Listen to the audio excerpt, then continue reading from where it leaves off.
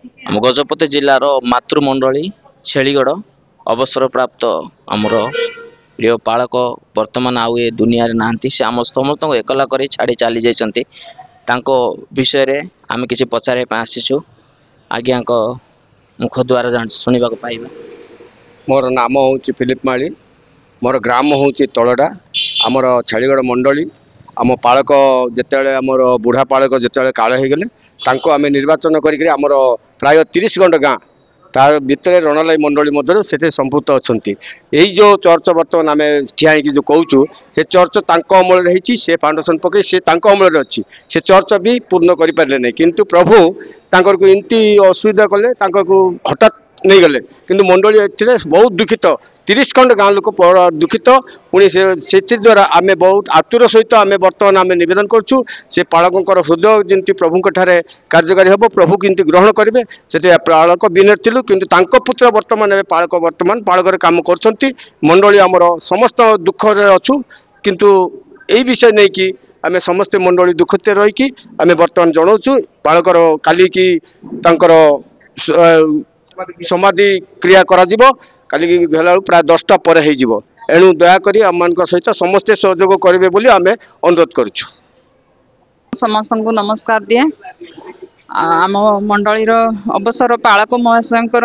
बरणी होछि आम ग्राम रे तांकर स्कूल समय रे मास्टर थिबा समय रे पालक महाशय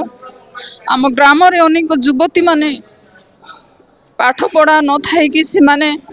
गाँव रे बहुत जो रही थिलु किंतु पालक महाशय जीवन रे गोटे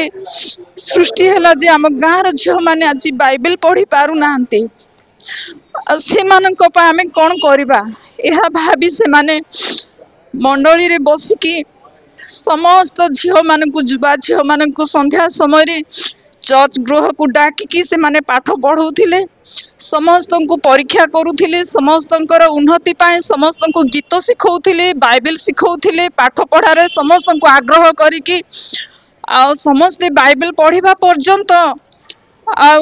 चर्च रे समस्त को पाए से परिश्रम करी पाठ पढ़ाउथिले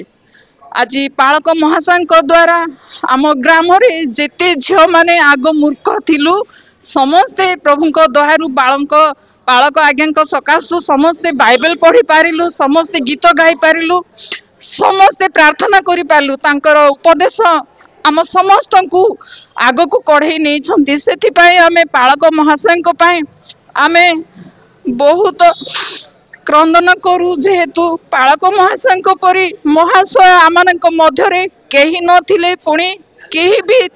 आसीबे कि नाही ता हमें भाभी पारुनु कहि पारुनु प्रार्थना रे सेवा उपासना रे गीत गाइबारे आग आसी से समस्त को डाकुथिले छोट बड़ समस्त को परामर्श दउथिले तेणु पालक महाशय को पाई हमें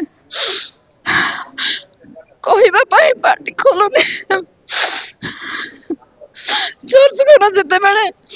निर्माण करबा को मंडली जते बेले चिंता कले पालक महाशय प्रथम आई समस्त को साई बुली बुली कहले से परे आदर्श व्यक्ति आमने को जीवन रे आमने का करे न देखि पारिबु नै पालक महाशंकर गोटे आशा थिला जे नूतन चर्च घर मु देखि पारिबि कि नाई किंतु आज तांकर कथा सफल हो गला आज तांके नूतन चर्च घर आज पूर्णांग हेबा पर्यंत से आज रही नांती आज प्रभु तांको कोळ को नै छंती प्रभु को नाम धन्यवाद आज तांके मंडली नथिले सुधा आज से स्वर्ग रे अछंती तेणु प्रभु को नाम धन्यवाद एतिकी कहि मो बंद करूछी।